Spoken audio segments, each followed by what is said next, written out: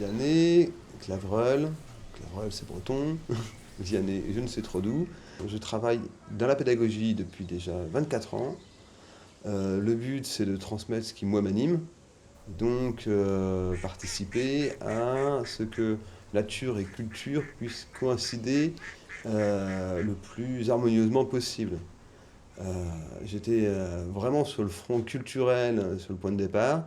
Je suis revenu sur le front naturel par la suite, depuis déjà une dizaine d'années, donc en ayant développé des jardins pédagogiques pour les enfants, pour participer à la création de futurs éco-citoyens, et avec une grosse recherche d'un côté sur les plantes sauvages comestibles, pour retrouver quel était l'aliment premier en fait, des hommes d'avant l'agriculture, avec une question sous-jacente: qu'est-ce que ça fait quand on mange de la même manière que les hommes pré-agricoles?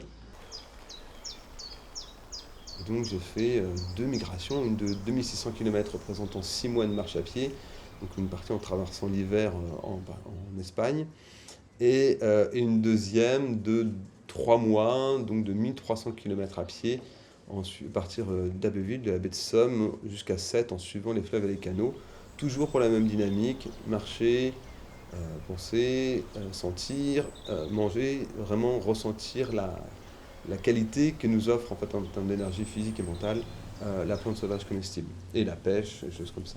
En fait, moi je cherche à mettre en avant que cette nature, comme elle produit de la nourriture pour chaque individu qui traîne sur la terre, les oiseaux, les singes, les poissons, et bien que nous-mêmes sommes parfaitement adaptés à cet environnement, et que la nourriture que nous propose la terre est parfaitement adaptée à nous. Du point de vue nutritionnel, elle est souvent bien plus élevée dans sa qualité que les aliments qu'on peut trouver dans un supermarché, ou ne serait-ce que chez notre agriculteur bio préféré.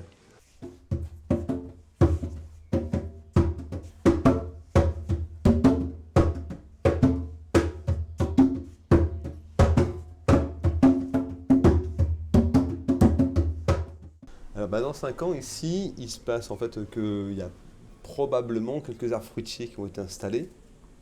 Peut-être bien qu'à chacune des naissances, on pourrait faire en sorte qu'il y ait un arbre qui soit dédié à l'enfant, afin que la famille ait volonté de protéger cet arbre, afin de penser à ce qu'il ne soit pas dégradé et préservé.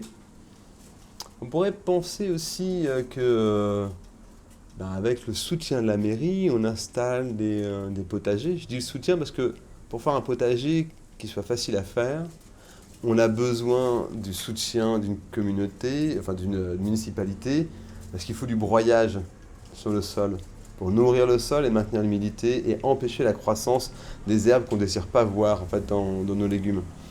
Et ainsi, ça permettrait de pouvoir en fait, avoir de la nourriture en fait, pour ceux qui le désirent, au moins avoir une activité sympathique, et de fait, certainement, beaucoup moins de déchets dans le quartier. Quand on agit pour la nature, quelque part, on agit pour notre propre nature. Ouais.